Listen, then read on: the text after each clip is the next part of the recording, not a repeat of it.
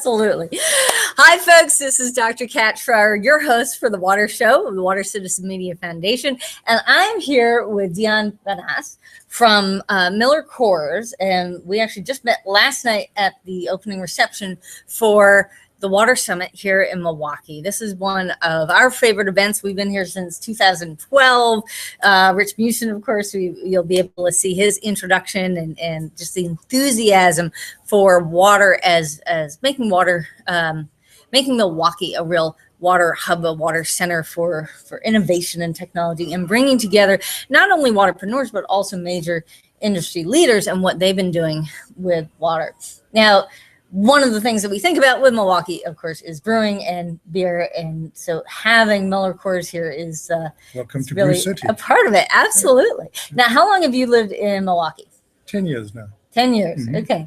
And so tell us a little bit about Miller Coors and the history of this company, because it's I actually used to live in Golden, Colorado, just down the street from the second largest brewery in Golden, the other one being your sister, you're now a member of the family here, Coors.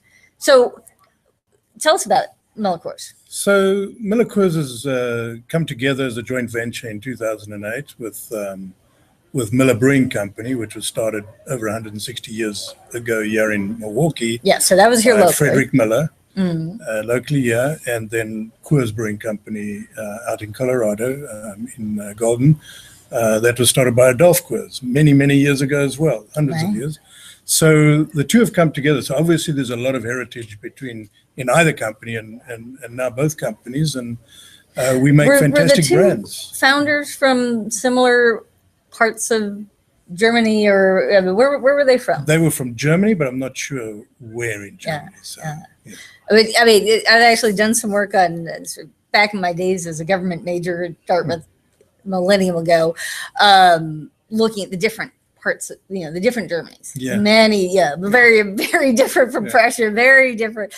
And, this whole idea of one Germany and two Germanys and what that's done for Europe. But so here we have two very different companies, and just the cultures in the two companies. Coors, we're up in the mountains, we're this pure Rocky Mountain water at our beer, and here we got down the Great Lakes we've got Miller. Was there a difference in the culture and the ideas about water, and how did that merger work?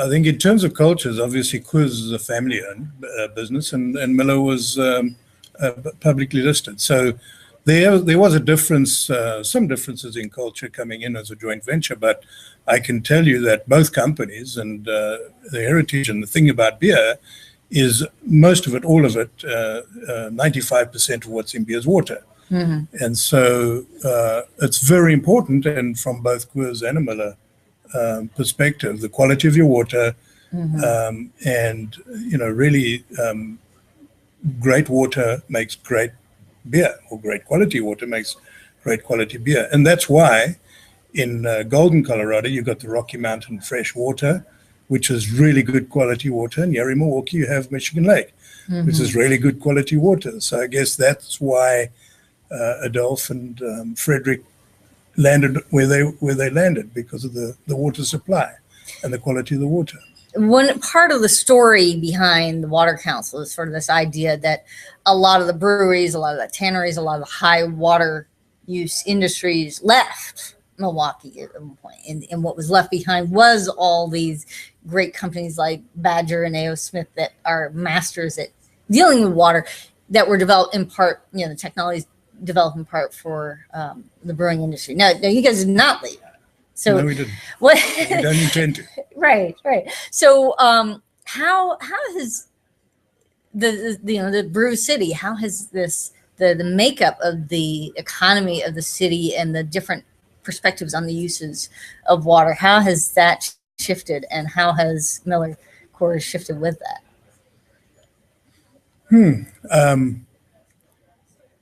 That's a tough question. So, in terms of we don't do fluff. We don't do fluff. You don't do fluff. Yeah. Look, I mean, the economy from a manufacturing point of view, yeah, a lot of companies have left. We've always this is where our roots are, Yeah. and we've been adamant, and we've recently announced as well with the potential changes with AB InBev and SAB Miller that we are here to stay, both in Golden and here in Milwaukee. So we have an economy that in many respects is thriving. It's a beer economy in many respects. So people drink and like a lot of drink our beers here in Milwaukee, and so I guess that's helped us a lot, and it's kept the brewery here vibrant, and we employ a lot of people in our breweries, over 450 people here in Milwaukee, just at the brewery alone, and we've got an offshoot, if you want, of our corporate office here, where there's a lot of people working from the Milwaukee offices as well. Now, there's been throughout the beer industry, and to some extent with the other aspects of alcoholic beverages. I mean, there's been that whole shift of what BIER, it's the Environmental Roundtable, Brewing Industry Environmental Roundtable, I think it's called, that all the shifts that are occurring within the industry in dealing with water, not only the water that's in the bottle, but how the bottles are washed and how the wastewater is handled before it's introduced back into the environment. And what's your perspective on the sort of the greening of beer? Well, we're very serious about that. So we we have some breweries like in California, Southern California, and in Texas that are in water scarce areas. We're fortunate here in Milwaukee, but despite the abundance of water here in Milwaukee, we've adopted quite challenging targets around the amount of water we consume per unit of beer. And we're very proud to have probably among the most efficient breweries in the world from a water consumption perspective. We continue to work on water consumption. So our employees from shop floor throughout the organization are focused on how they can reduce water consumption. In 2008, when we went into the joint venture, we were using in excess of 4 gallons of water per gallon of beer, and we're now down to the very low threes. And by 2020, we'll be below 3 or around 3. So we continue to measure how much water we use, and we continue to look at opportunities to reduce our consumption.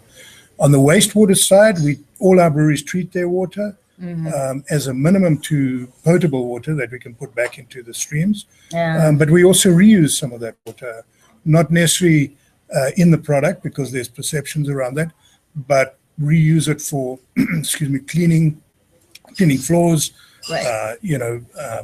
Secondary uses of water that doesn't get into direct contact with the product. So a lot of focus around greening, a lot of focus around water reduction on an ongoing basis. The coolest tours that we've ever been on, we're going to have to get our camera in here sometime. I went to Colorado State for my PhD, and they had one of the just state-of-the-art wastewater treatment for breweries, because it was the New Belgium Fat Tire, folks bringing Fat Tire, had started in a garage, and they would take their wastewater, just put it in the city system, and they were doing it's really pretty aggressive waste from here. And it was doing some horrible things to the city system, and so the fees and the fines combined, they said, for that amount of money, we could go hire some of the best people in South America who do these amazing things with beer treatment, and created this very state-of-the-art system. So if you ever get out to Fort Collins, you definitely ought to go. If you get to Fort Collins, definitely go on this tour. But I wanted to go back to something you brought up about this idea of putting wastewater into the bottle. And so, as you know, Milwaukee is one of 2 areas where people have actually taken, or that we know of, where people have taken treated wastewater. And we actually helped to put together the Thera here in Milwaukee with the folks in Oregon, and they had a smackdown of tasting with at WEF last year at the Water Environment Federation's annual conference out there. So, but has that opened up conversations within the industry of, is there a possibility that maybe someday people will be open to the idea of potable reuse? in beer? Hopefully, someday. It's all about perception, right? We know scientifically, that you can clarify the water to make it drinkable, and so we know that it can happen. But and we know that other brewers have done some of that. Our philosophy has been we're not going to stay away from that for now until perceptions change. And Right. Well, and we'll want to jump into that session because I know Maureen Stapleton from San Diego, which is one of the places that is starting to do potable reuse, is speaking.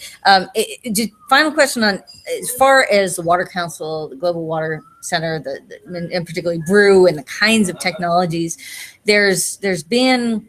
The water industry often does not have the money to put into new technology and testing new technology, and has often been able to piggyback off of higher use industries, oil and gas, manufacturing and whatnot, where they do the heavy lifting of trying to put the money into research that then can be used by the water and wastewater industry. Where do you see opportunities in something like brew for technologies that could have applications in either water and wastewater or in brewing? That are you guys getting involved like Veolia, like some of the other, or like A.O. Smith, in developing challenges for new treatment technologies that can also be used by water and wastewater? Well, not directly involved.